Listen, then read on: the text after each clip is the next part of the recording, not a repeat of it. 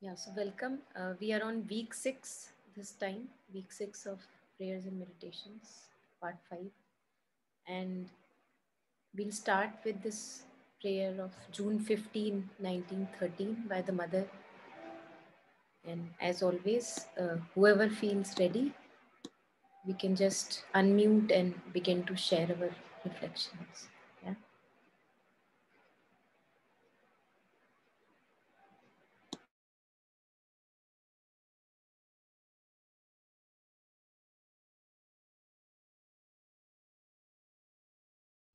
Yeah, I'll go, Monica. Okay. Yeah, sure. Okay. June 15th, 1913. You want me to read the whole prayer first? As you wish, Chitraji, as it comes to you. Yeah. Okay, I will read some lines and I will tell my reflections also, actually. Yeah, first few lines. Even he who might have attained a perfect contemplation in silence and solitude would have arrived at it only by withdrawing from his body, by disregarding it. So this lines reminded me of that Mayavada, no? Actually, yeah, because they will ignore the body, but that stage itself is very difficult, I feel, actually, because nobody can forget the body. Even a little pain will remind you always the body parts. Always you will feel that pain and always remind yourself the bodily living only, no? So I felt like that. That itself very difficult. But actually, since Mother and Shri Aurobindo granted us a very beautiful path, maybe through the bodily sensations and all those things, you can go inside and find out your soul. That is their path. I feel, yeah, that is why Mother is giving much importance to this bodily appearance also, which the body is constituted would remain, and so the substance of which the body is constituted would remain as impure, as imperfect as before, since he would have left it to itself. So how Mother actually, by these lines, she is insisting upon the bodily perfection also, no? And I felt like that. And also our next few lines is a direct, strongly she criticized that attitude. By a misguided mysticism, through the lure of supraphysical splendors, the egoistic desire to unite with thee for his own personal satisfaction. Yeah, that she criticized that approach. I mean, Mayavadin approach she criticized. I felt like that actually. So, yeah, he would have turned his back upon the very reason of his earthly existence. He would have refused like a coward to accomplish his mission. Yes, very strong words. The redemption and purification of matter. Yeah, because Mother and Shri Aurobindo every time insisted upon this worldly, this matter should change. Yeah, everything is very important in the world. You need not go to other world. You be in the earth itself and transform yourself and make the transformation happen in the whole world. That is their integral yoga. So that I could, understand from these lines. Yeah, the last few lines also she insisted directly that to know that a part of our being is perfectly pure, to commune with this purity, to be identified with it, can be useful only if this knowledge is later used to hasten the transfiguration of the earth. Yes, as always, Mother is always for the earth. Again, we can see through these lines, again, she is insisting upon that only. So this is my take by this prayer. And also I read very beautiful paragraph in Synthesis of Yoga. Maybe I will share in the after everyone share actually. Same, it goes with the same prayer, Shri Aurobindo's explanation actually. Thank you. Yeah, thank you so much, Chitraji. Yeah. Chitraji, if you want and if it is in alignment with what you are sharing, you Yeah. can, even right now, you can share the Okay, synthesis I of will yoga read part. then. I will Yeah, read. Yeah. yeah, please. Yeah, Yeah. This is for the page number. My book is, I have that book 1999 edition. I don't know whether you can bring it out in the thing. I will read from the book actually. yeah, I will Yeah. try. Yeah. Yeah. This transcendence is usually sought by a withdrawal. This is the para from Yoga of Self Perfection, Liberation of the Nature. This transcendence is usually sought by a withdrawal from the action of the lower nature. That withdrawal brings with it a stressing of the tendency to inaction. Sattva, when it wishes to intensify itself, seeks to get rid of rajas and calls in the aid of the tamasic principle of inaction. That is the reason why a certain type of highly sattvic men live intensely in the inward being, but hardly at all in the outward life of action, or else are they incompetent and ineffective. The seeker of liberation goes further in this direction, strives by imposing an enlightened tamas on his natural being. A tamas which by this saving enlightenment is more of a quiescence than an incapacity, to give the sattvic guna freedom to lose itself in the light of the spirit. These lines are very important. A quietude and stillness is imposed on the body, on the active life soul of desire and ego, on the external mind, while the sattvic nature, by stress of meditation, by an exclusive concentration of adoration, by a will turned inward into the supreme, strives to merge itself in the spirit.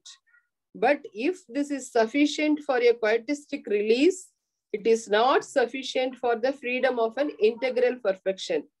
This liberation depends upon inaction and is not entirely self-existent and absolute.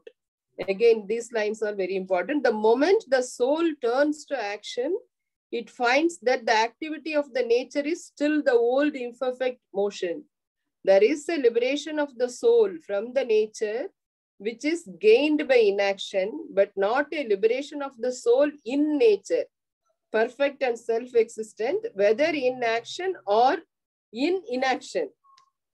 The question then arises whether such a liberation and perfection are possible and what may be the condition of this.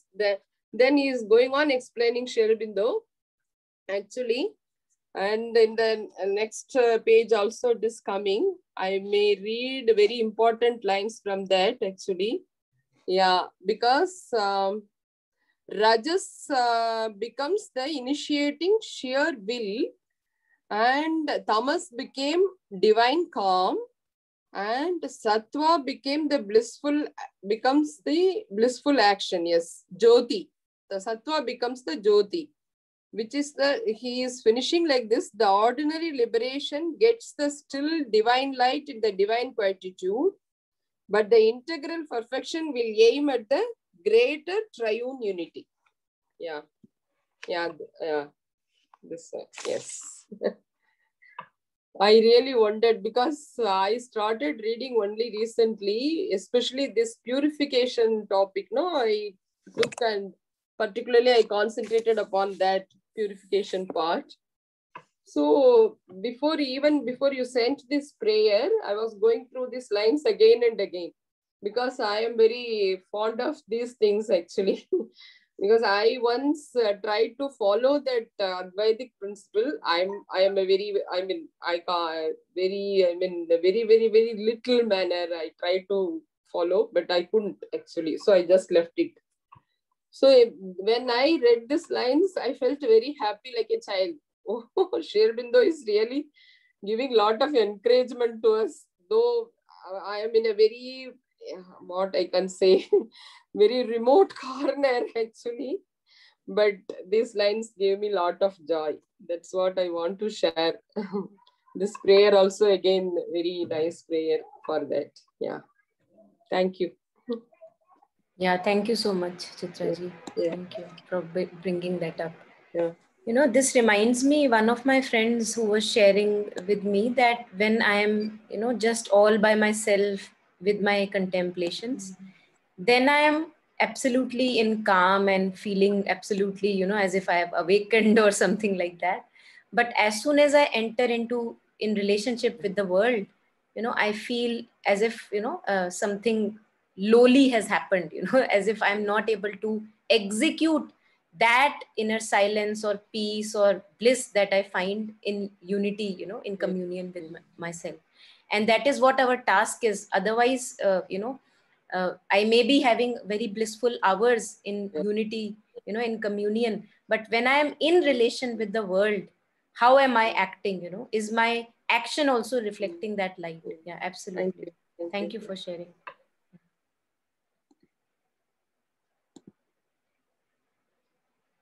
Okay, so anyone who wants to share next after Chitraji?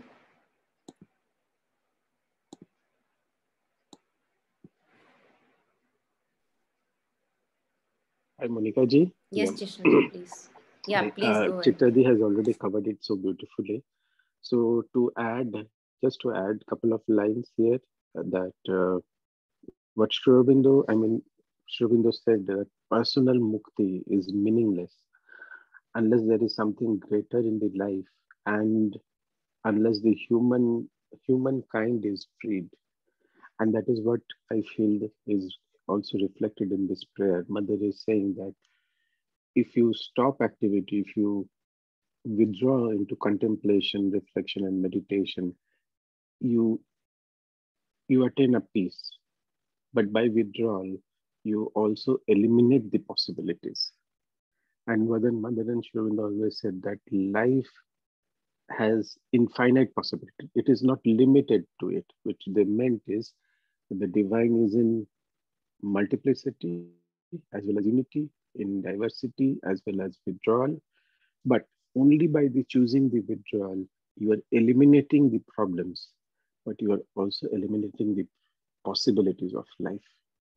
And the second thing is, once you eliminate the possibilities of life by just by withdrawal and by reducing the problems of life, what we also forsake is the matter of our life, how it was.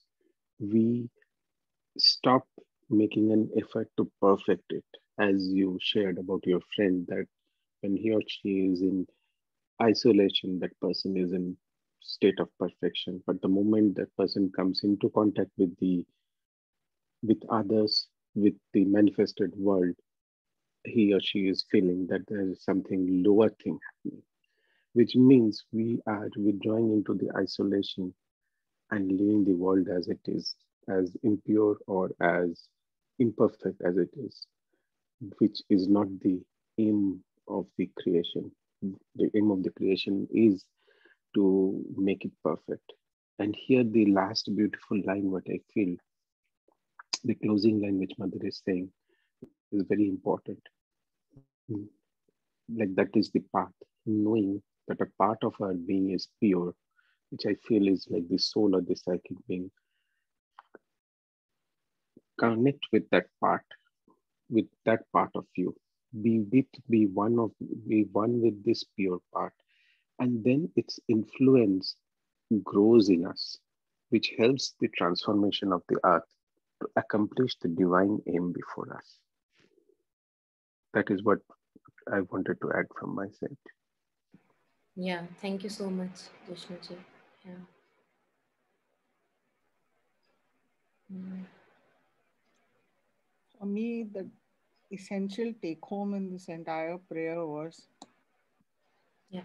the very reason for our earthly existence is purification and redemption of matter, not just our own souls, but it has to be around and to transfigure the earth, which makes it very, very different and unique from all the other teachings which all the saints and mystics said was to withdraw. But this says not to withdraw solely as for your own self benefit, but it has to be a collective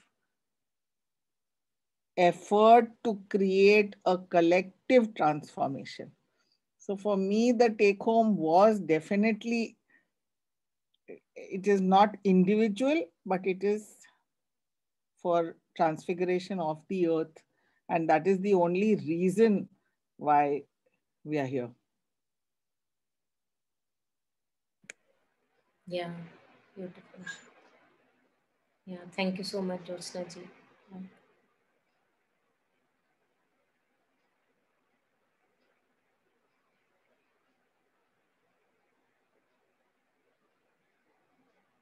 Yeah, so anyone wants to go next? Any reflections? If you have already gone through the prayer. So I think Shweta, Rakhiji, and Swapna are left. If you have already gone through the prayer and would like to share anything, please. Yeah, Shweta. Monica, actually, no, I don't want, there is no reflection. I need clarity. Yeah. The first few lines, no, I couldn't understand clearly. जहाँ तक आपने green itself किया है ना, Yeah. हाँ These तो वो, lines. हाँ जी नीचे तक, तो I couldn't understand that clearly. Actually, I want to know better. Okay. So we'll go line by line. We are just going हाँ to ji. take it up. Yeah. Okay.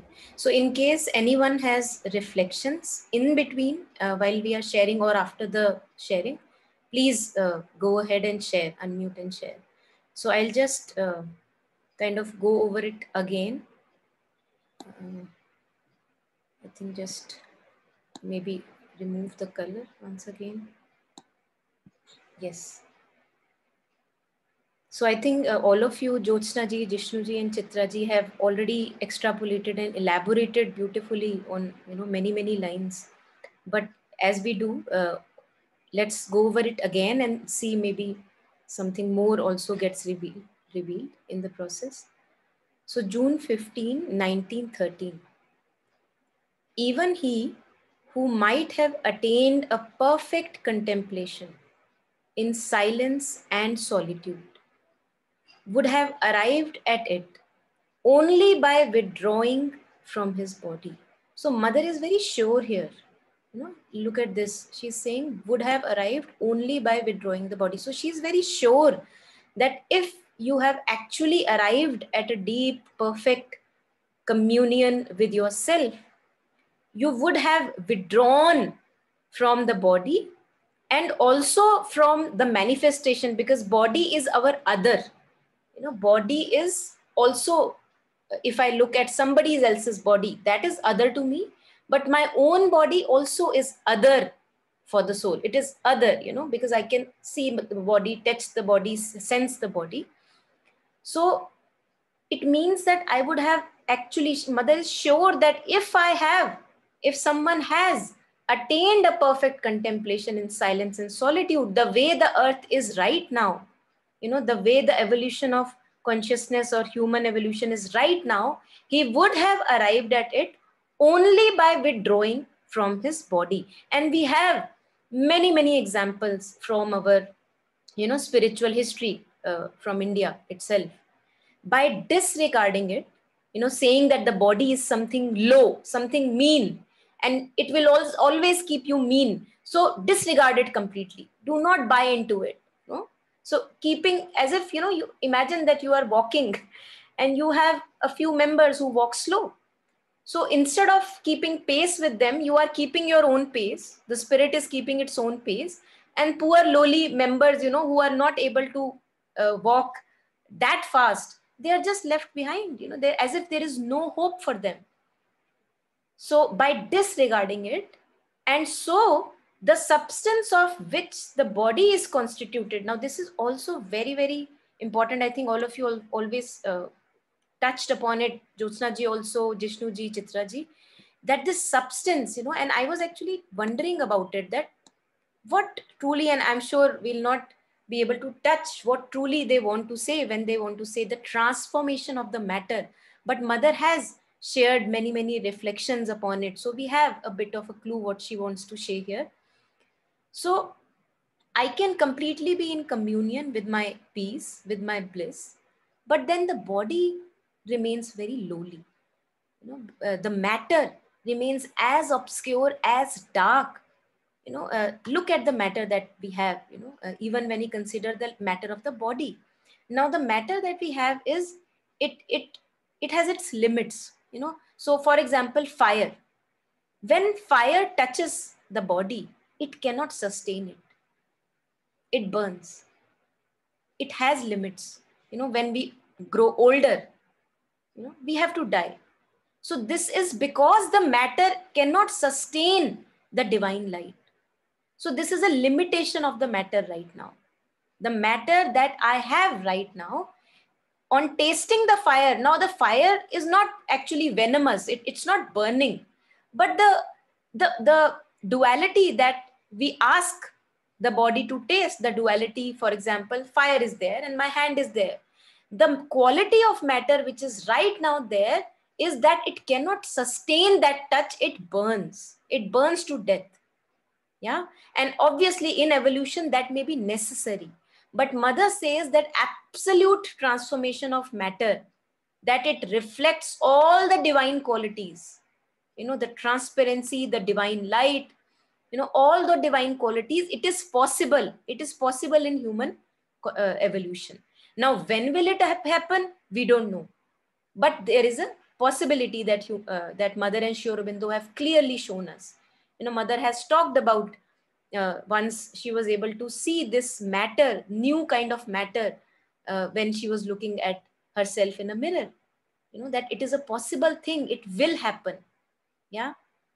So then the substance of the body, the matter which burns when it tastes fire, the substance of the body would remain as impure, as imperfect as before, as it has been since centuries, since he would have left it to itself.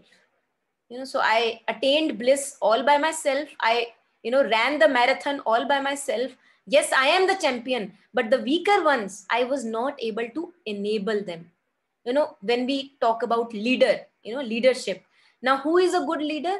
A good leader is not one who has many, many followers and all of them are, just not really full in their individuality. A good leader would be one who sees the weaknesses of himself and hence also the members, the followers, and he enables the followers so that they also shine and rise.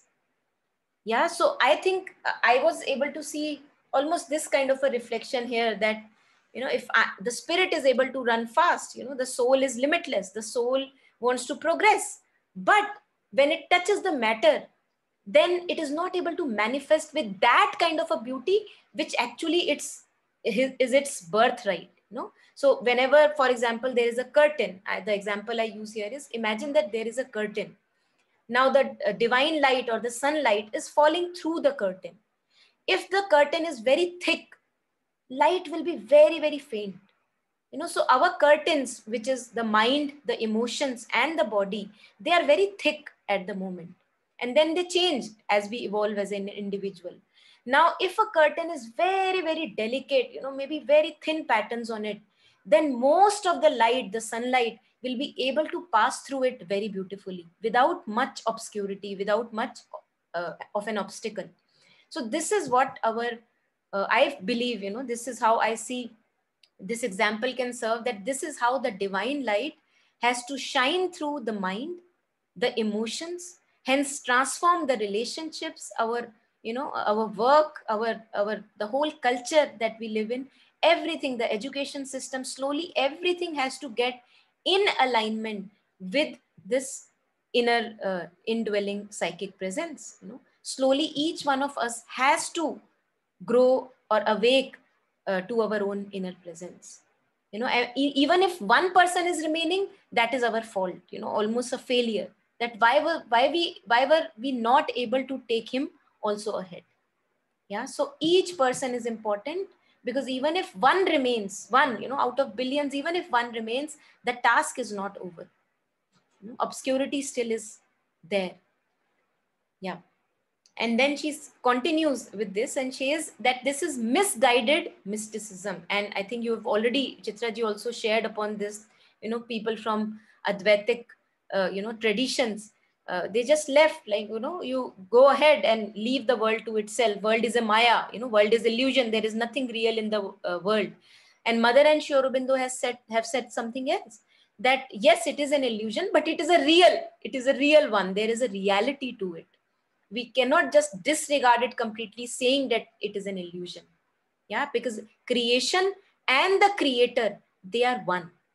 So if I am talking about creation, which so-called, some people may say, is the illusion, the creator is shining in each aspect of the creation.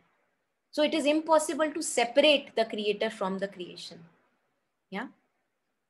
Through the lure of supraphysical splendors, all these experiences, beautiful experiences one may have in silences and solitude, the egoistic desire to unite with thee for his own personal satisfaction, that I want end of my own suffering. I want end of my being in illusion all the time. So I want to continue and just dissolve myself in this bliss or peace that I feel. Yeah.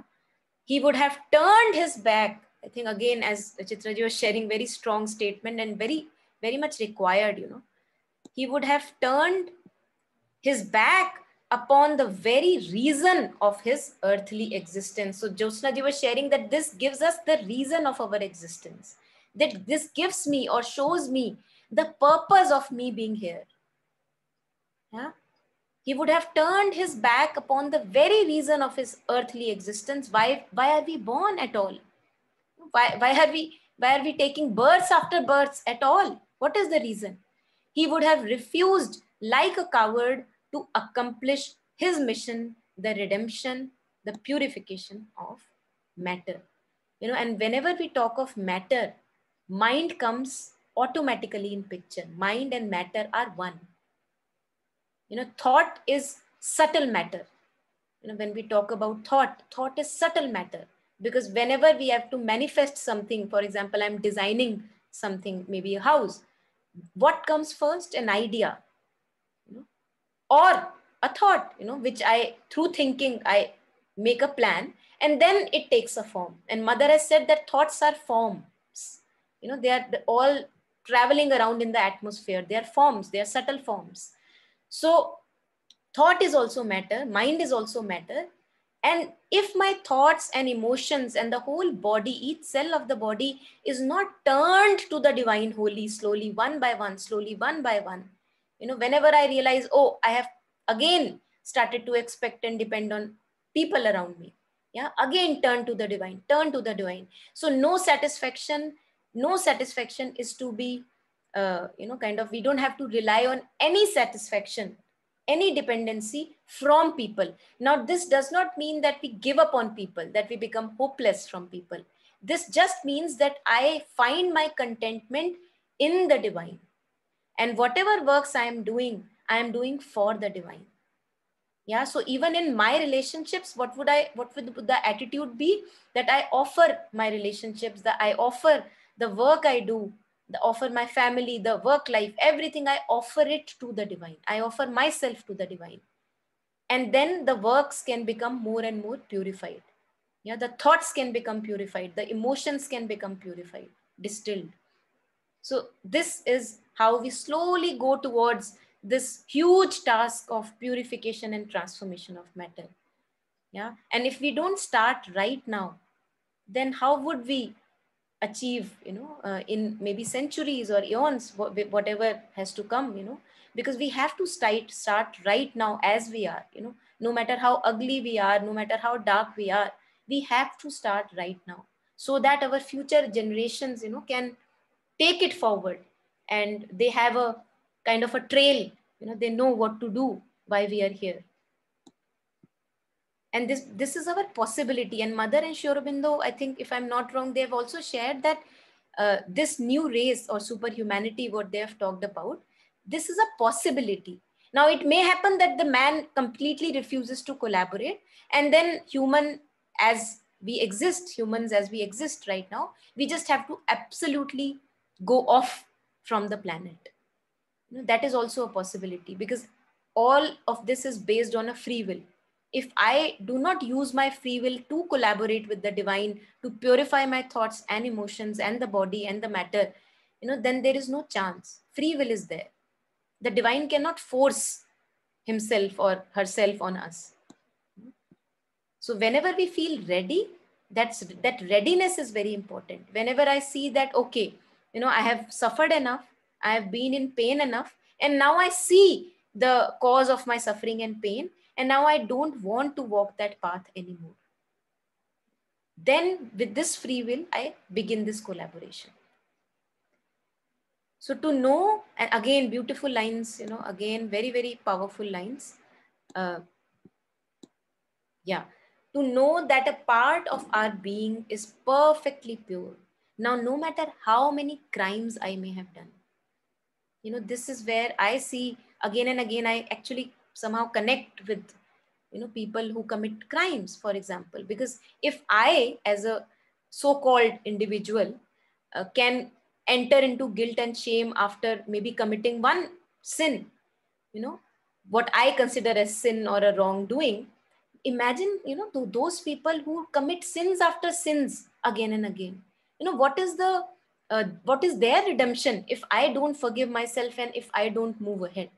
So I think this has connected, the last paragraph has always connected me with people, to work, for example, in rehabilitation centers or in jails and prisons, because if they are drowned with the sins that they have committed, then as if there is no hope for them, there is no purity left. But that is not true. That is not true. There is a light, there is a purity in every being, no matter how evil or demonic, the person may appear from the surface. So to know that a part of our being is perfectly pure, this part, to commune with this purity, to be identified with it. Now, what do we mean by when mother says to be identified with it? But because I think this is very, very important. This is almost a tool that mother is giving us. So I would love to have few reflections if you would like to share. What does mother mean here to, to be identified with it? If anyone would like to share.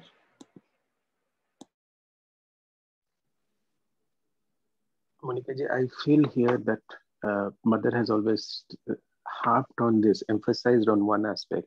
She always said that act from the summit of your consciousness. She said that we have different parts, and when we react, try to always behave, and I forgot the exact words, as if you are acting from the summit of your consciousness. Let your highest aspirations organize your life. And to me personally, it means that is connecting with the highest part means that when I'm acting, I have a choice, like whether I will react or I will step back, whether I will act selfishly or unselfishly. And here I'm not speaking of the moral guidance. What I'm speaking is what the highest part in me feels I should behave or how I should react. That is how, at that point of time, I should act upon. Yeah, beautiful, beautiful. Thank you so much, Jishnu ji. Yes, Jyotsna ji and Shweta, yeah, please go ahead. Basically, I would say, I am that, and that is me. You have to identify yourself with the purest form you can be, the noblest you can be, in every way that at the present juncture that one is in development, that the best that one can be should be with being perfectly pure, so that you become one with that, and I am that, and that is me, and this is the way I should be, to be able to hasten or speed up or whatever you say to cause the transfiguration. Each person has to contribute in that manner, and only then will that happen.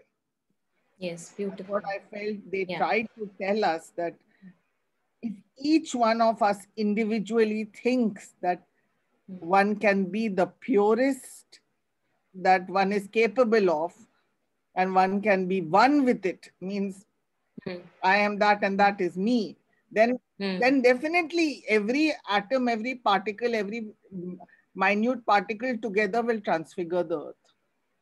Hmm. Yeah. Yeah. Beautiful. Yes. Yes, Shweta. Yeah, that's very beautiful, Jyotsna ji. I uh, somehow, for me, I can only process it through my life and how I feel. So, like that is my way of explaining. I can't like put it in a very general term. So, I hope that is okay. Like, uh, uh, this what I could understand from this is, like uh, somehow.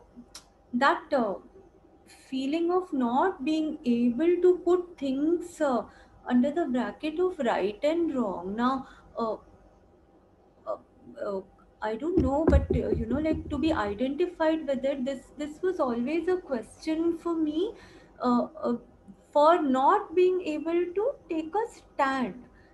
So, so I maybe like I'm slowly understanding, but uh, in the sense that like since childhood, when people say this is wrong, or like this person is wrong, this person, I can see like, okay, these things about this person is something that I don't appreciate. And so but always this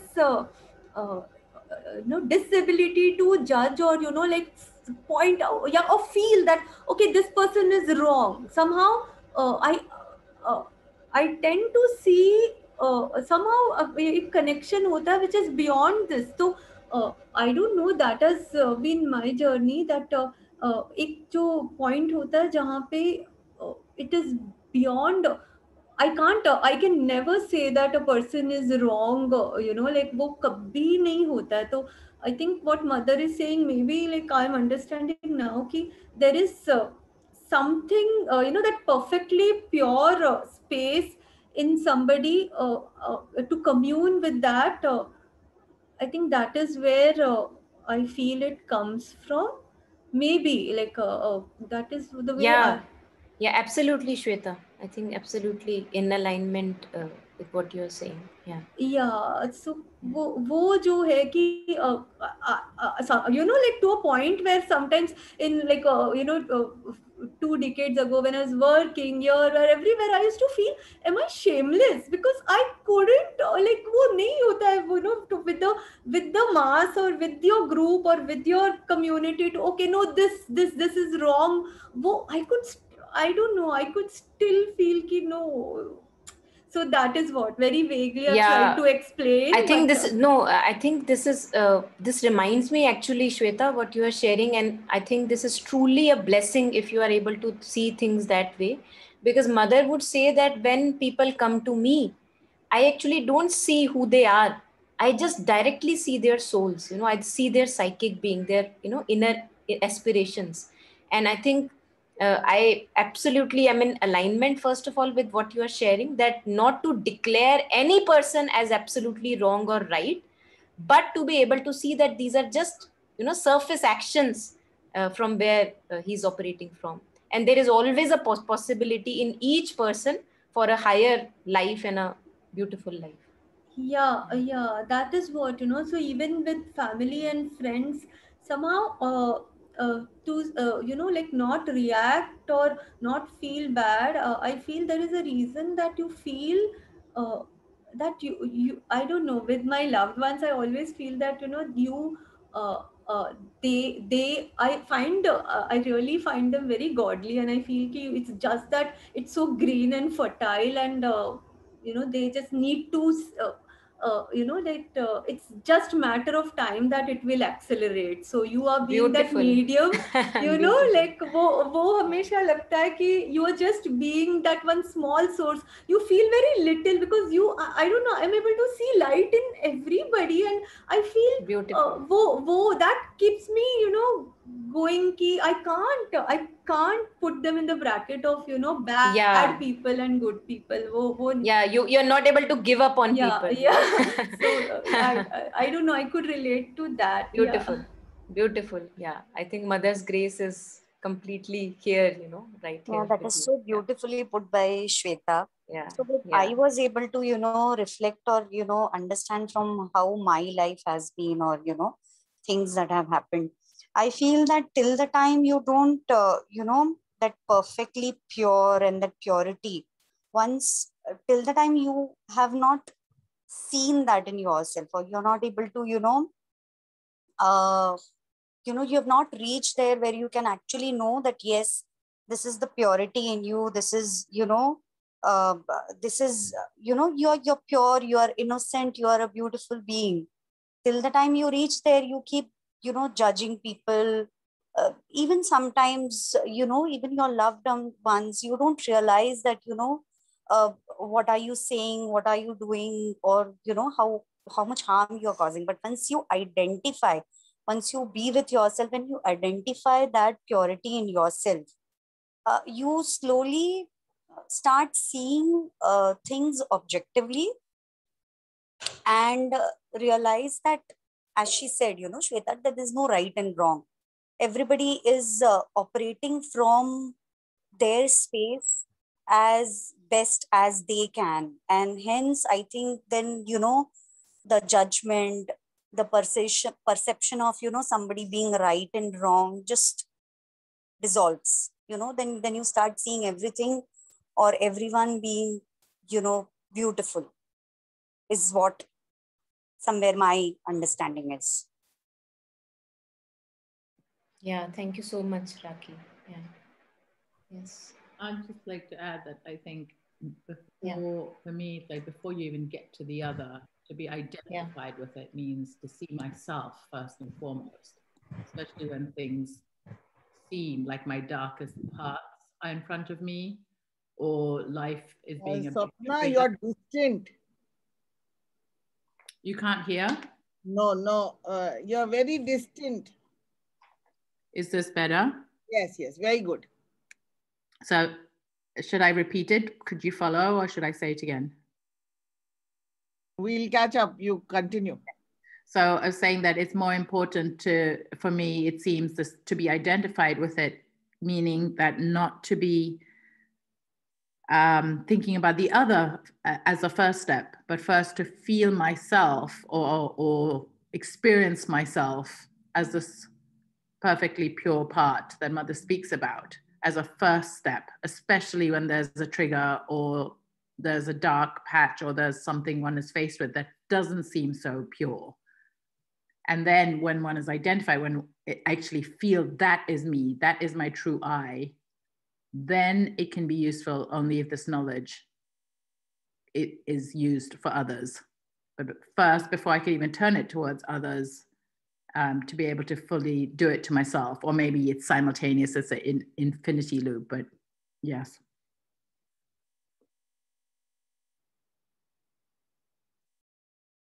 Yeah, thank you so much, Swapna.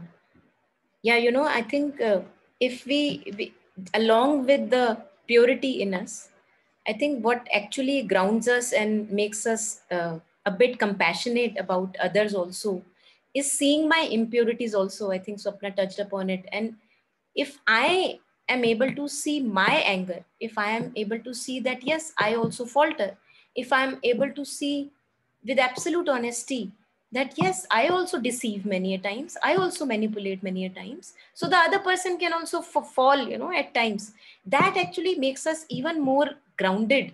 And the thing that Raki was sharing, a bit non-judgmental about people, that yes, things can happen, mistakes happen, wrongdoings happen, sins can be committed, because once you are in this almost a dark cloud of what overwhelms you, of these thoughts and emotions, anything can happen out of that ignorance. Anything can happen, any committed, any blunder can be committed in that ignorance.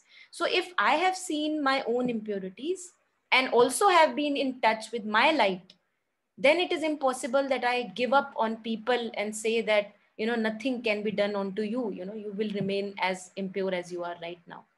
So I think it would go absolutely hand in hand, this purity and impurity aspect, looking microscopically at my own movements, and hence also seeing that my movements are movements of a mankind. So whatever is happening in me is happening in the other also. So if I can rise through my countless number of mistakes, then the other one can also rise through the countless number of mistakes. Yeah, and I think then it just, all of you have already extrapolated in all so many ways. One image that comes to me here, whenever thoughts and emotions overwhelm, I had earlier shared this image of blue sky and the clouds passing over. So whenever the clouds of anger, clouds of hate, clouds of all these negative so-called emotions, the ego self, they overwhelm us. We think that we are that. We identify ourselves as the ego, as the separate self.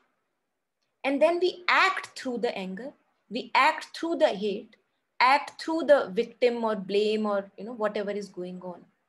But if we just take a step back, as Jishnuji shared in the beginning, and choose our highest possibility. So if we just take a step back and we recognize that I am the blue sky and not the dark clouds which are passing by of me and my story, then I will, at many times, I will save myself from acting out, from reacting, as Jishnuji said, from reacting from me and my story, rather than choosing a calmer option, a quieter option, or a larger vision, in my actions in day-to-day life.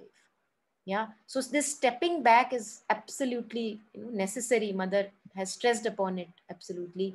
Alokda in many talks has shared that choose your highest possibility. Mother has shared many times that whenever you are acting, choose your highest possibility. Whenever possible, we will fail, but whenever we can, we must choose. And whenever we feel capable and ready, we must in more and more movements choose our highest possibility. Step back from the game of the ego, step back from anger, hate, jealousy, whatever ill will. Yeah, and then act. So then she says that this communion with the purity, this communion or identification with the purity in me can only be useful if this knowledge is later used to hasten the transfiguration of the earth. So helping, in whatever little way you can contribute towards humanity's transfiguration, towards your transfiguration, little contributions go a far way. You would not even know in how many ways you're influencing little baby steps. One does not realize. So when we are identified or in communion with our highest possibility, then we are also able to, there is a possibility that we are able to hasten, collaborate with this transfiguration, and to remind the other also of his highest possibility when the other is found to be acting from his separate self, from his dark cloud. So not to give up on the other, but to be compassionate and to remind himself also of the true possibility that he has.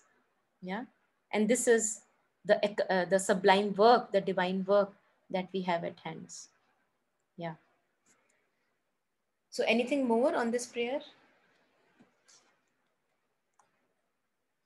Yeah, so one thing I wanted to add is this is so much at the level of consciousness, because I think while you're working or while you're interacting, जैसे आप बताते हो कि आपका battlefield, आपका Kurukshetra, when you go out and you're with people, I think there by choice you decide in what you want to engage or what you don't want to engage. There are, like, I feel, many decisions वहाँ पर वहाँ but ये जो है to feel one with them, and like not to judge them, that I think comes from a very higher level, right? A higher level of consciousness. I would Yeah, so Shweta, even if, for example, see, why do I judge? Because it has been an old habit. Yeah, it is an old habit of my consciousness. I've been just living with it. So now, more and more, as I become in tune with my inner truth, what will happen, I believe, is that what happens is that there are judgments, residues of judgments still there. Okay, so I see that a thought full of judgment comes, but then I do not listen to the dictate fully. What judgment asks me to do, that I do not follow. What I follow is what is my highest possibility here, how I can be absolutely, beneficial in this particular moment to this particular aspect. And in those moments, many times you have to reject. Mother says first comes aspiration, then comes rejection, and then mother talks about surrender. Aspiration, rejection, and surrender. So when I am aspiring to live a beautiful life, I have to reject a lot of inner movements and also a lot of outer movements. For example, I used to engage with a friend earlier, but now I feel the journey I am on, engagement with that friend is not required. It is not in alignment with the inner truth. So I will reject that for some time, unless I am capable enough that I can be, kind of like a flower to everyone around me. Yeah. Yeah, that's the clarity. You have to also reject, though you're full of love for them, but then you have to still reject, because right now I think why like I would come from, again, like these are all personal issues only, which from which I understand try to understand things. So why heck, like if I have somebody जिनका मुझे पता है कि वो भी you know जैसे कि I am listening to them. I am trying to understand also, but you can't give in to their emotions, because you have to reject, because you know that you this path they will uh, uh, you know go through and only then understand, and yet uh, you don't have any judgment for them, but at a functional level you are, right, you are assessing and making your choices, but at a larger level you just feel love. तो वो मैं पूछना चाहती थी. Absolutely, Shweta. Absolutely. It's almost like, when you have a sapling, when you have a very little sprout coming out, what we do, we put a fence around it. Yeah. So this is the fencing that we have to provide for our own blossoming also. That you cannot just engage with everyone before, as you are sharing, that this appears to be something of a absolutely higher consciousness, that, that I'm okay interacting and transfiguring or, engaging with people. But in the beginning, and this beginning may take actually a long time for each one of us, we have to fence ourselves like a sapling is fenced, so that not everyone is trampling upon it. It's absolutely necessary. Yeah. And then slowly we become more and more capable.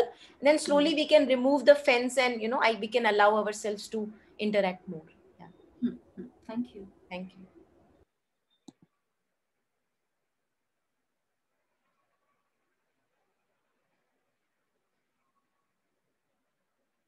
Yeah, so let us move to the next prayer. I think it's June 18, if I'm not wrong, June 18, 1913. So one by one, if we all can, whoever feels ready, we all can share about it.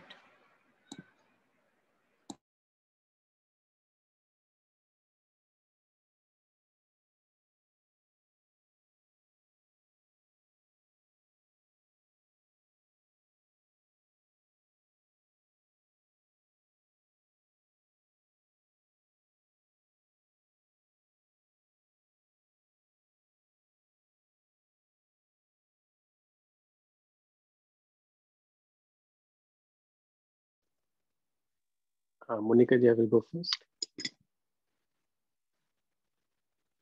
Yeah, Jishnuji, please go ahead, please. Yeah, so this prayer of June 18, 1913, brief and a very beautiful prayer. So to take line by line, to turn towards thee, unite with thee, live in thee, and for thee is supreme happiness, unmixed joy, immutable peace.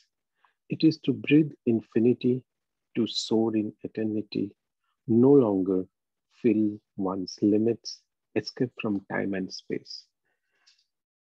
And here I feel that Mother is speaking about the ultimate goal of any seeker, that is to be in the connection with the divine, to a life which is turned towards the divine. That to any seeker will give the supreme happiness, unalloyed joy, and perfect peace. And it will also, because of the abolition of the ego, the abolition of the sense of limitations, that will also give them The feeling of breaking away of the restrictions will also give that person, the seeker, the sense of the infinite. And we have always felt that when we are elated, when we are joyous, we feel that we are without shackles, the true self, right? And which is what with our true self of the soul is free. It is free from any bondage, it is free from any feelings of burdensome feelings. And that is what she is saying here, that you breathe infinity, you soar in infinity, sorry, in eternity, and no longer feels one limits, escape from time and space. And then the second question, why do men flee from these boons as though they feared them? What a strange thing is ignorance, that source of all suffering. How miserable that obscurity which keeps men away from the very thing which would bring them happiness and subject them to painful school of ordinary existence, fashioned entirely from struggle and suffering. And then Mother expands on that thought and saying, if these things are so beautiful, if a life turned towards the divine, if the effort to connect with the divine, if this feeling of uh, immutable peace and joy is there, but then why do men, and here she meant human beings, why are the human beings moving away from them? It is so strange, it is so counterintuitive that something that gives you joy, you are moving away from that. And they are, she said it beautifully, they are purposely choosing the path of ignorant school. That is the normal path of desire, the normal path of ego, which we choose. We feel that this will give us happiness, and we choose what immediately appeals to us instead of something which can get us in connection with the inner truth or with the divine. And to me, the reflection is that human beings, we cannot live in this unalloyed atmosphere of purity. They cannot stay in this air of this perfect joy. And this is the ignorance. And we as human beings do something which is personally or harmful for our growth. That is, we choose the path of the desire or ego or ignorance, whichever way we say this. And by doing that, we are running away from that bliss. And Mother, who is seeing this act of human beings from a higher scale, like Jesus said, that these people doesn't know what they're doing. She is also lamenting. It's from her deep sympathy or empathy for the human beings. Her heart is pain, and she's at it. If this path is so simple and it gives the human beings the joy, why are they withdrawing from that? Why are they choosing willfully the path of ignorance, which just gives them pain? That is how I feel.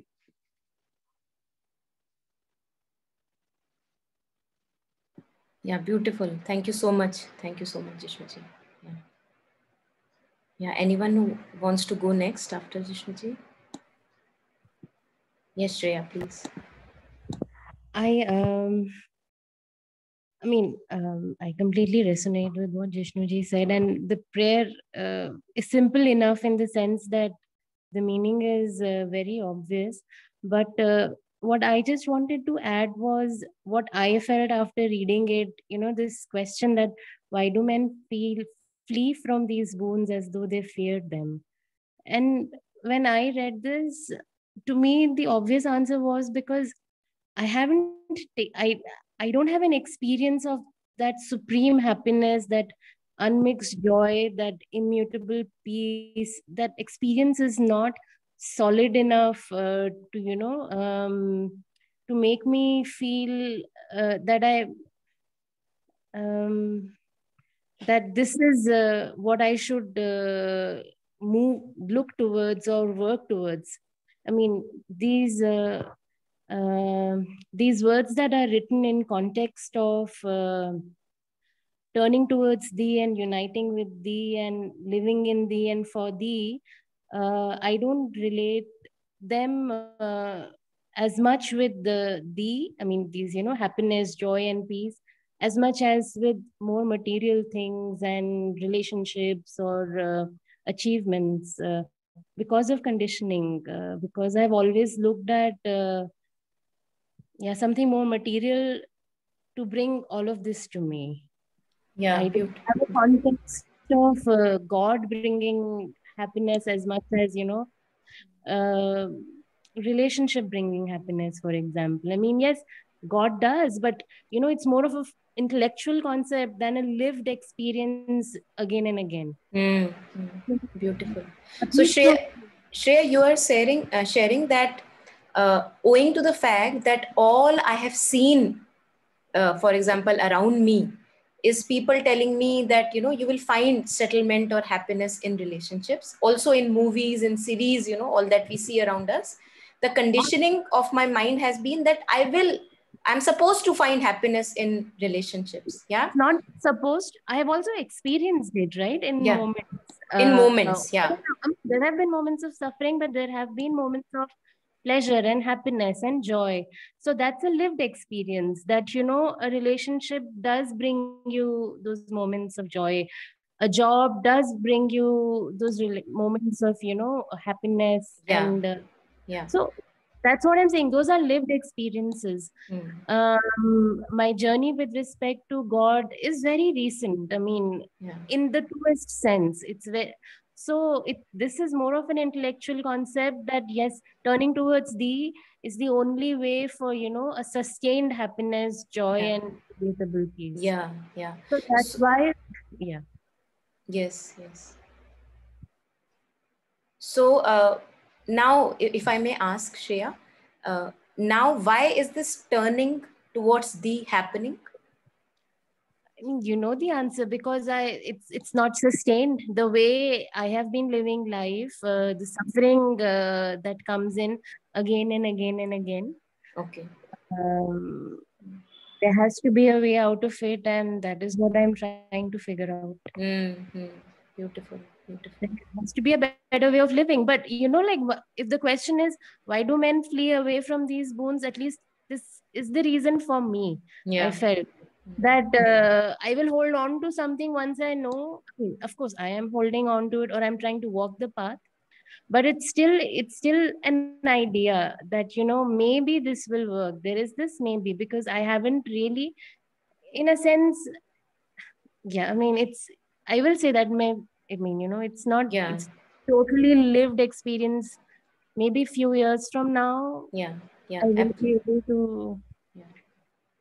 Yeah, absolutely with you, Shreya. So I'm just sharing a short example here, just to kind of make more clear, because what Shreya has shared is, I think, very, very important, is coming from a practical experience. And I think most of us must be able to, or would be able to relate with it. So let me share an example here. So I desire an ice cream. Okay. Suddenly I have been looking at many ads, and I've been seeing people eating ice creams on the banners. And it's almost, whenever you see these things all around you, they enter you, they kind of, you internalize them. So I've always been seeing these ice cream banners all around me, and it appears like this brand must be a good brand, because why is everybody talking about it? Why is everybody wanting to eat it? So I become very curious, and I say, okay, I feel like I'm desiring that ice cream now, which I've been seeing on the banners all the time. If I ask myself, why am I desiring? We can clearly see that desire comes from the past, owing to the fact that in past I have seen images of this particular ice cream on the banners, people talking about this ice cream all the way.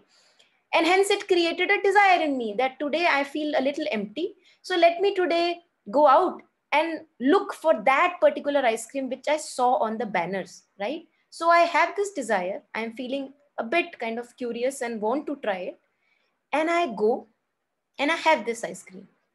Now, in the moment that I am having this ice cream, the desire is fulfilled. So imagine, just for a moment, please stay with me.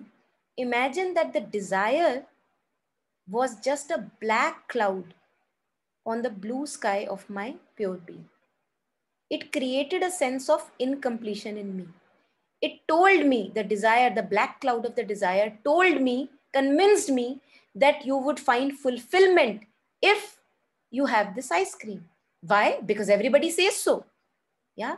And the moment I have the ice cream, I actually do feel fulfilled. Now, I think that I felt fulfilled owing to the fact that I ate that ice cream. So there must be something in that ice cream that I ate. Is that true? That's what my question is. Is that true?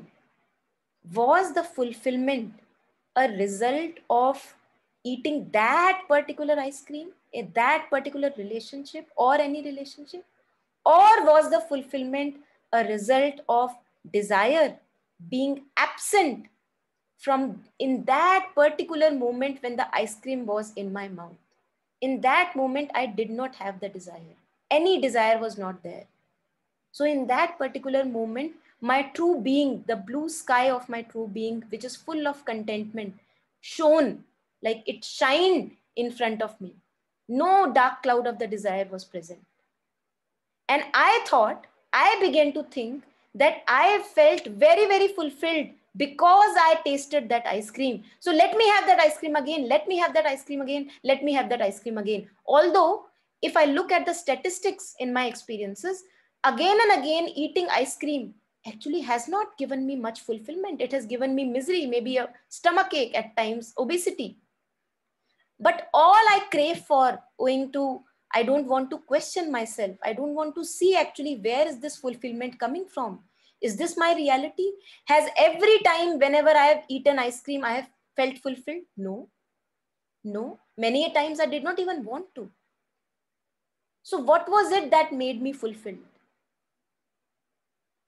So this thing, it's absolutely, it obscures our vision. We are not able to see that in the moment of having the ice cream in my mouth, there was no desire present in that moment. Maybe after 10 minutes, I have another desire. Okay, let's have a cigarette. Then another obscurity, another black cloud comes on the, the blue sky of the being.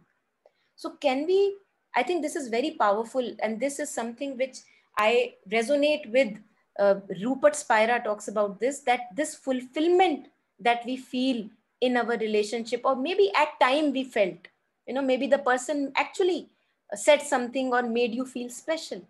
In that particular moment, there was no desire that you were having. So the contentment or the joy that you felt was not truly out of that relationship or that particular person, but it was owing to the fact that there was no further desire in that particular moment, no further dark cloud in that particular moment.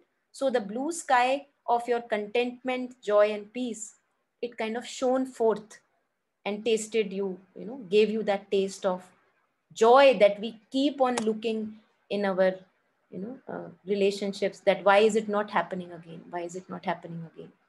So I think that is what I would like to shortly give an example of here. Yeah, Shreya, you wanted to say something. Not really, not really. I was just thinking about your ice cream example, and I felt that, I mean, of course, the last thing that you said now about Rupert Spira's example, that's going, stepping up, and, or however you want to say, digging deeper or stepping up. That's another layer. You're touching another layer. But just if I had to just stay with the ice cream example, every time I eat an ice cream, it's an experience. At least for me, I feel I enjoy it. Of course, 1 minute later, that experience is lost, or probably, a moment after, once the ice cream is over. But that experience is giving me all these emotions, that I'm feeling good eating that ice cream, it's tasting good or whatever. And but my struggle is, and what I was trying to say is that with the with this concept of moving towards God, the divine, that experience is more intellectual for me. It's not a lived experience that, that will bring peace and happiness. That's an experiment that I'm doing, and I'm doing it in the hope that, what I that will be a more lasting way of having such experiences. Anyways, Yes. I am. I think Yeah. Thank you. Thank Monica you, ji, Shreya. Yeah. Monica ji, Jishnu here. I think what Yeah. Shreya said is a very important and a very key thing. What she said is this experience. And I want to share one my personal experience. I had met one monk, and he is not in the path of integral yoga, but he knew it pretty well because he had his relatives in this path. And me and my friend went to him and asked him something. They are in the path of Kriya Yoga, so they don't eat non-vegetarian food. They eat very simple food. And my friend is also in the path of Kriya Yoga. So he approached the monk and he said, Baba, I still eat non-veg food. It's impediment for the Kriya and other things. How will I overcome this? So this monk just simply said, don't try to impose anything upon you. Once you have the experience, that experience will transform you. And that is exactly what Shreya is saying. What she said, she has hit it really hard that if we don't have an experience of this peace, of this happiness, of this feeling of unbridled joy, and this is something which mother said somewhere, I don't have this. When people ask that why we are not sincere, why we are not able to um, continue our efforts, like at some points of time we are at the summit of the consciousness, but we are not always. And why people had asked mother, why so? And she said, your experiences of this connection, of this inner connection, of this joy or peace is not strong enough to pervade to all parts of the being. All these things have become just a mental seeking, which Shreya said as intellectual seeking. I think it's exactly which mother said. This has remained as a mental seeking and not pervaded over different parts of the being. We all know eating an ice cream or seeking something, including me. I mean, these movements are coming from the vital. And as long as the vital elements are strong, it becomes difficult.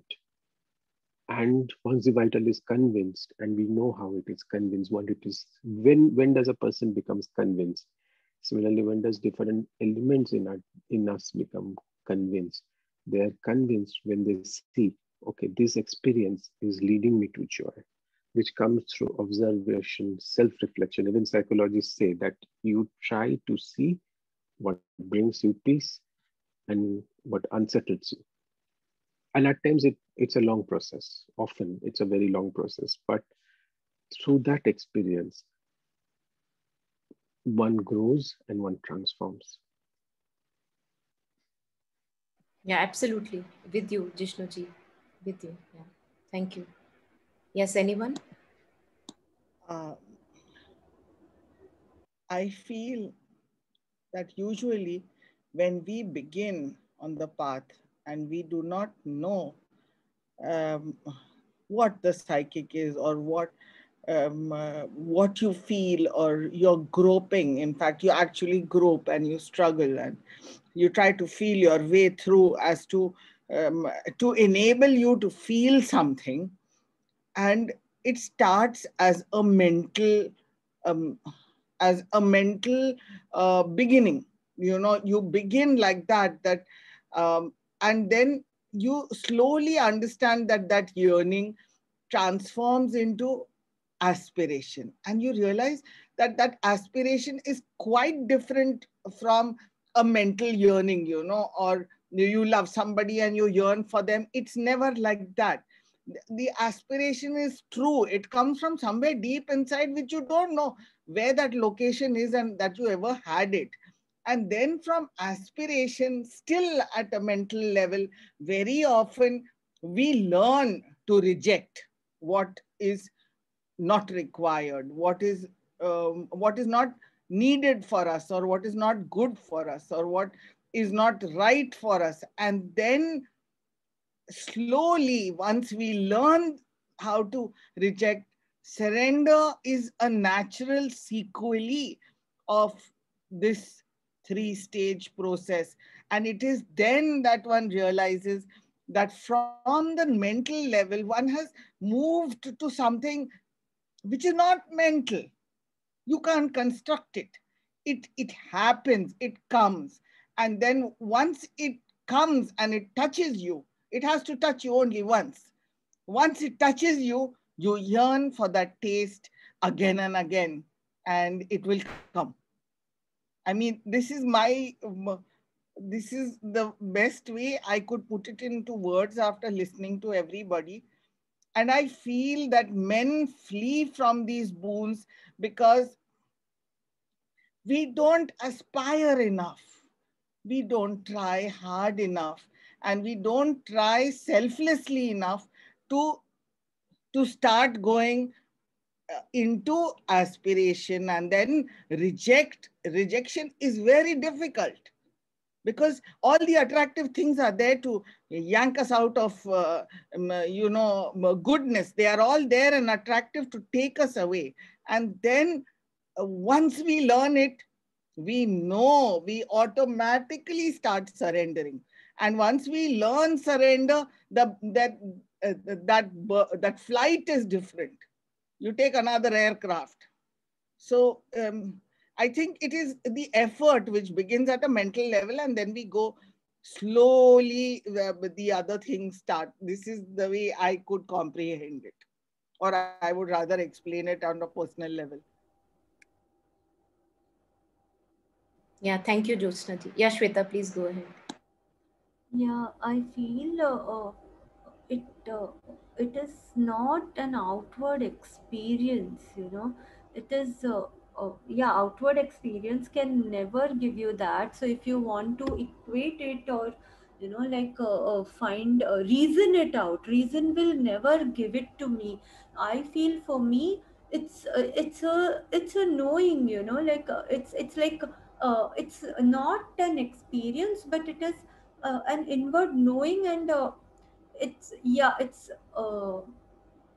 not only like I would say happiness nahi hai, it's a contentment, joy, and uh, I don't know, a blissful feeling. But it can't the outward experiences, you know, you can't compare it. Even if you want to understand, I cannot compare it to my outward experiences, because I don't even know if it's an experience. It's a it's a knowing, you know. So I don't know how to put it. For me it works like that. So nobody can yeah, like, you know, what Shreya was saying, that how do I feel it when, you know, I have not experienced it. I am sure we all have experienced it. It's just that we have not really you know, reflected upon it, or you know, like contemplated it enough, because these we all have it within. And you know, and you know that, oh, you want this, you know, this is the bliss which is already there within. And I can't put it as an experience, but I know that it is available to all already. So I Yes, I resonate with a lot of what everyone said, and I'm also with Shreya. For those times, I am exactly where she was sharing, and what Shweta just said, I'll take it a step further. That those moments when I have what Shweta called knowing, and I would call an experience for me, is that it's so ordinary. And you use your quote, Monica, all the time about the sesame seed, you know, that the piece, the thing that Mother is speaking about in the first lines, it seems so lofty. And mind ego is the thing that blocks it. That's the ignorance. Because a vital desire, be it relationship, be it a thing, be it a experience that seems like an outward thing, is so loud. It's like bells and whistles and Hollywood lights. And often I can read those first lines of Mother, to turn towards thee, unite with thee, live in thee, is supreme happiness, unmixed joy. immutable peace. And those things the vital can hijack and make it seem like it should be bells and whistles too. But actually, it can often be simply a very peaceful, still moment. Or it can just be when everything is okay. As well as, of course, there can be those times of much more or bliss. And that level, perhaps, not even perhaps, that level I don't often touch into. I don't know if I'm soaring, as Mother says. Yet, for me, it seems this prayer really is about this constant juxtaposition and tussling, and tussling for space between vital, ego, mind's kind of clamor for something very loud and bells and whistles, such as what relationship high can bring me, or going on holiday, or some ice cream that's really yummy, or whatever. And those other times when the veil just lifts very quietly, and the body can just feel lighter, the mind can feel lighter, there can just be peace and stillness of some kind, or just quietness in the being. Yes. Yeah, beautiful. Thank you so much, everyone. I think beautiful sharings. Beautiful, and all of them, touching different aspects of this issue that we are discussing, and in several ways, beautiful ways. It's amazing that how so many variety can be used to discuss one particular, for example, we are just talking about these two lines, and there are so many ways, beautiful ways in which these can be talked about. Kabir says, man ke bahtak rang hai, chin chin badle soe. And I've often talked about my friends, one or two friends, about this, that owing to the fact that mind has actually several colors, sometimes I'm in this color, sometimes I'm in that color, and that is why so many kinds of teachings are also there. Because at times I may use one particular teaching to be used as a tool to come back home. At times I may not resonate with that one, and some friend may say something and that would resonate. So anything that helps us to bring us back home, and that communion with thee, I think Swapna towards the end was sharing, it's a very, very ordinary thing, very ordinary. And that is why we keep on missing it. It has no bells and whistles, the word that Swapna used. It actually is very ordinary. And Kabir talks about sahajta. He talks about simplicity. He talks about effortlessness. He talks about, the thing that you touched upon. It is so ordinary. It is lying behind a sesame seed. Now, what is a sesame seed? If it is lying in a room, you will ignore it. You will not be able to see it. And that's how close we are to this divinity. It is just an okayness with ourselves. I'm okay. I'm all right. But again, as we have been conditioned into believing that it must be a super, kind of an experience, only then it means that you have touched the divine. Really? What is my reality? Have I not felt absolutely content and one with myself at many, I think Shweta touched upon it, that we have felt it. We have felt it. Aisa ho nahi sakta hai. This cannot happen that we have never been, all of us who are here today. It cannot happen. It would be a falsity to say that we have never been in communion with ourselves, our higher being. But we lose it because the game is not so easy. That's why Savitri has a full canto on the problem of pain. Had it been so easy, this the kind of overwhelming that happens owing to the desire soul. If it was so easy, then we'll not be talking and again and again about these things in different ways in these sessions. But we are, and that tells us that it is a complex things at times. When we are in the depth of that darkness, we really struggle to find our way out.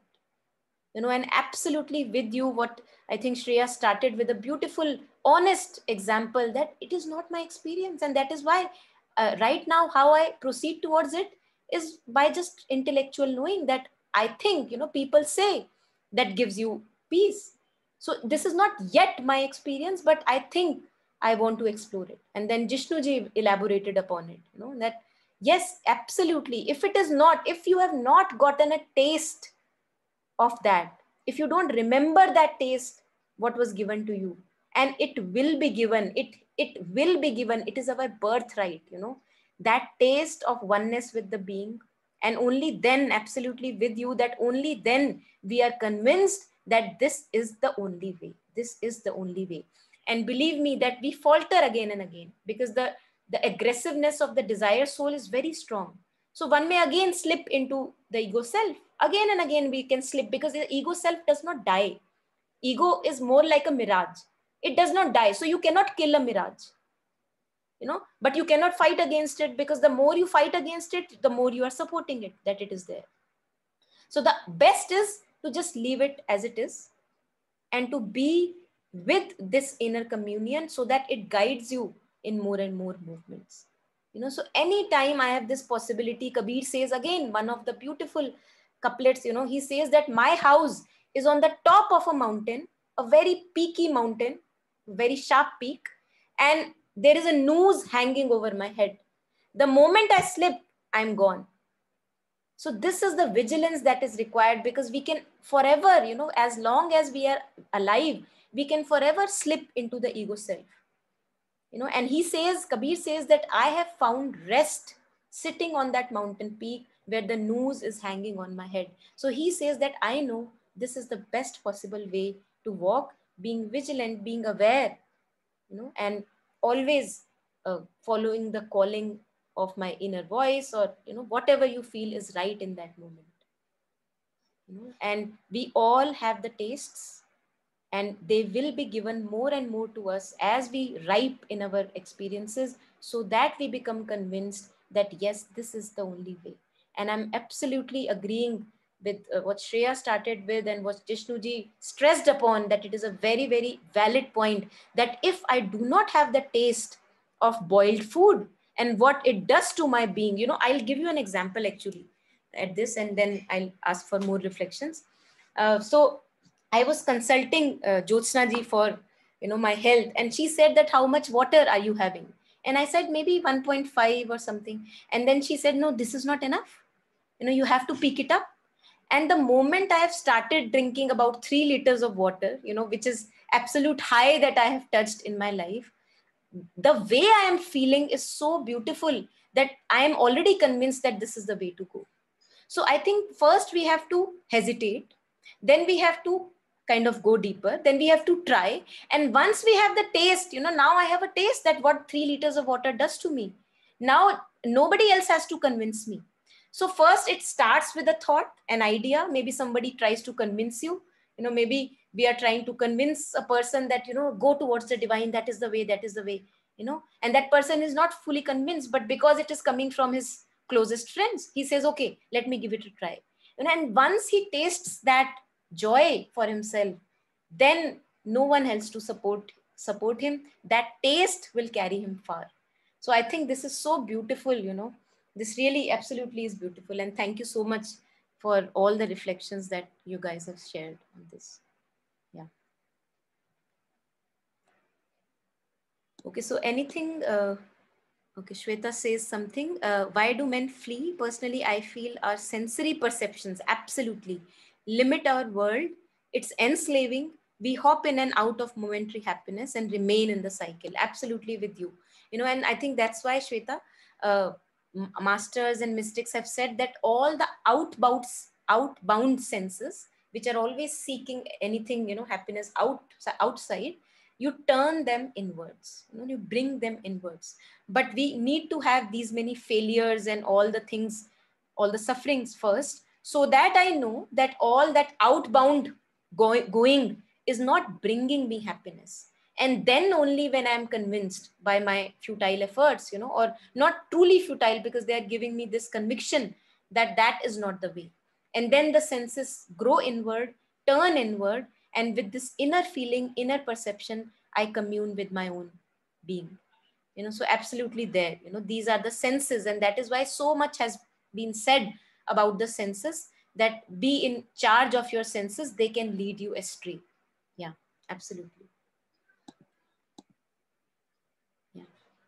I think you should also, all of us, I'll share on the group this story of the prodigal son. Maybe some of you have heard about it, where there are two sons, and one of the son goes out of his father's kingdom or the area, and he's very happy to explore the world of senses. He wants to do this, that, and then he suffers badly, and then only after suffering badly he remembers his father, that why did I come out, because I was so content and happy there. So first the senses take us outward. We want to explore the world. And then slowly, owing to the fact that we have this desire soul in us, it wants to cling on to every experience and wants to make it complete through that experience. So owing to this fact, then we go out and out and out. Now nothing happens. Now suffering has to happen, because if suffering does not happen, then I will not come back home. And my home is the place from where I can operate the best. Yeah. So this is why the need for the suffering at present state of human evolution, that if I do not suffer through my outbound senses, then I do not come back home. And when I come back home, then I realize that, oh my God, what was I missing? And why was I not being here? And then I begin to offer my whole self slowly, like a flower we blossom, and we can now offer ourselves to the world in more and more beautiful ways without the need of suffering anymore. Now the path can become more sunlit, like a collaboration with the divine. Yeah. Yeah. Anything more?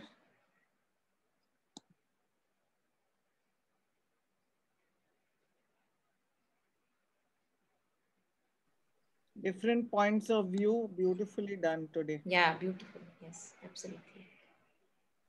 I think there was so much for me to listen, and there is a lot that I have heard, and I think I will also take some time to introspect myself. I think these were beautiful teachings that I have gone through today. Some of them I never thought or never, felt that I could, I don't know, I'm not even able to express it. But yeah, thank you so much, Rakhi. Yeah, absolutely with you. Yeah. And please take your own time and just be with whatever you feel is giving you joy and benefiting you. Yeah. Thank you for joining today. Yeah, so I think that day we were discussing about, procrastination and all, and, Yeah. And, last 2 days when I'm listening to, all of this and the kind of joy it is giving me, I don't feel like procrastinating when it comes to, joining a session here, because I know I'm waiting for this, to learn something new, to know something more, which can, help me in my, or, change me, transform me in a, better being. Beautiful, beautiful. Very happy to know. One thing which I heard from a spiritual teacher, he said that this path, if it's not bringing you joy, then don't follow it. And that was so liberating. He said that if there is anything more important now, which that if you involve yourself into that, that will bring you more joy, do that. But if this is bringing you joy, then follow this. So whatever we are getting, we know, we have this inner knowing which tells us that this is right and this brings me joy. So that's what he shared, and it was very, very liberating that we don't have to force ourselves to listen to anything or to just tread any path which does not resonate. He said that whatever is more interesting in this moment, just follow that, and that will be the right thing that you need at that moment. So that was very liberating for me to hear. Yeah. Beautiful. So anything more? I think we don't need to now go over it again, because we have touched it from so many different aspects. We have, I think, taken up very much, extrapolated on a lot today, and I'm very, very glad that we did that. Because if we do not connect with practicality, then we have not done much justice to these words. So thank you for all the reflections. Yeah, thank you for joining today, and yeah, thank you for sharing all the reflections. Thank you, Thank you so Monica. much. Thank you. Thanks, everyone. Beautiful. Thank Thank you. so Thank you. much. Thanks. Thanks. Thanks. Thanks. Bye-bye. Bye. Bye. Bye. Thank you. Bye-bye.